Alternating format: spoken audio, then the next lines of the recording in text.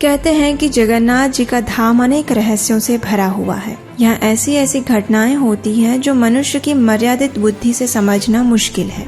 ऐसा ही रोमांचक है उनके मंदिर का गर्भगृह। चलिए आज आपको वहाँ लेकर चलती हूँ।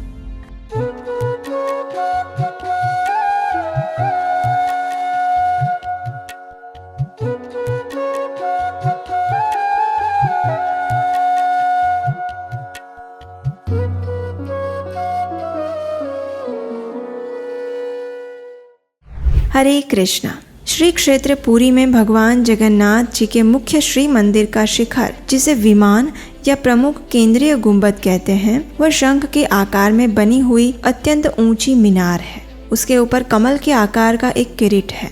इस विशाल गुंबद का निचला हिस्सा ही मंदिर का मुख्य गर्भगृह है, जहाँ पूर्व की ओर मुख करके हमारे प्रिय श्री जगन्नाथ, बलदेव और सुभद्रा जी उच्च रत्न वेदी पर विराजमान है। इस रत्न वेदी को मणि कोठा या रत्न सिंहासन कहते हैं, जो काला मुगनी पत्थर से बना हुआ है और विभिन्न कारीगरी से सुसज्ज है। ऐसा कहा जाता है कि वास्तव में ये हजारों शालिग्राम शिलाओं से बनाया गया है और ये शिलाएं नेपाल के राजा को प्राप्त हुई थी। इस सिंहासन पर केवल पूजा पंडा और पुष्पालक ही चढ़ सकते हैं। इन दोनों के अलावा ये सौभाग्य गजपति महाराज और नेपाल के राजा को भी प्राप्त है। इस सिंहासन पर राजा, राजपुरुष, साधुओं के चित्र बनाए गए हैं। इसके साथ साथ यहाँ उड़ीसा भाषा में लिखे गए कुछ लेख भी मिलते हैं। और आपको जानकर आश्चर्य होगा और शायद आपने कभी सुना भी नहीं होगा कि इस रत्न वेदी पर श्री जगन्नाथ, बलदेव और सुभद्रा जी के साथ साथ श्री माधव, लक्ष्मी देवी और सरस्वती देवी भी विराजमान हैं। इसमें से जो श्री माधव के विग्रह हैं वो जगन्नाथ जी के जैसे ही दिखते हैं। यहाँ पर स्थापित लक्ष्मी देवी और सरस्वती देवी जगन्नाथ जी के पार्श्व भाग में आसीन हैं। कुछ लोग कहते हैं कि इन दोनों देवियों में विग्रह धातु से बने हुए हैं, लेकिन कुछ लोग कहते हैं कि वे दारू ब्रह्म की लकड़ी से बने हुए हैं। अब ये जो रत्न सिंहासन है, उसके बराबर सामने वाले हिस्से को भीतर पोखरिया कहा जाता है। ये वही स्थान है जहाँ भगवान के श्री विग्रहों की पूजा,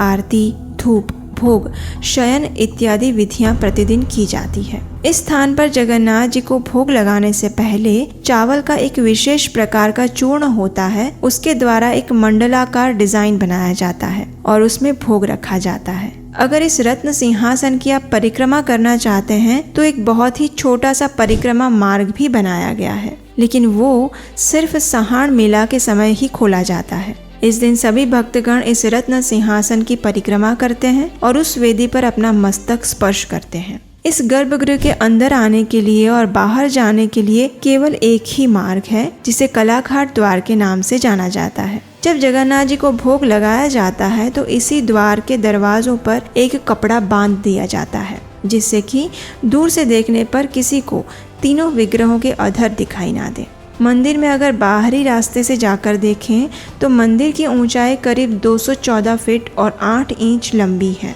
इसके शिखर पर अनेक सुंदर कलाकृतियां और मूर्तियां भी बनी हुई हैं।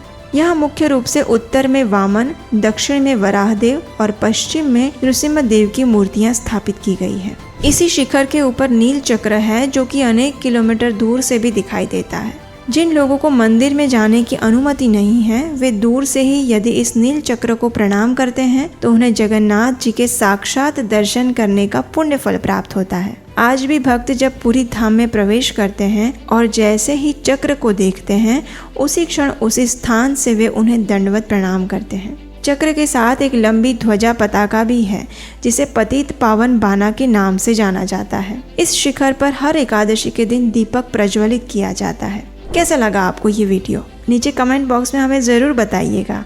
और अगर अभी तक आपने इस चैनल को सब्सक्राइब नहीं किया तो अभी कीजिए। हरे कृष्णा।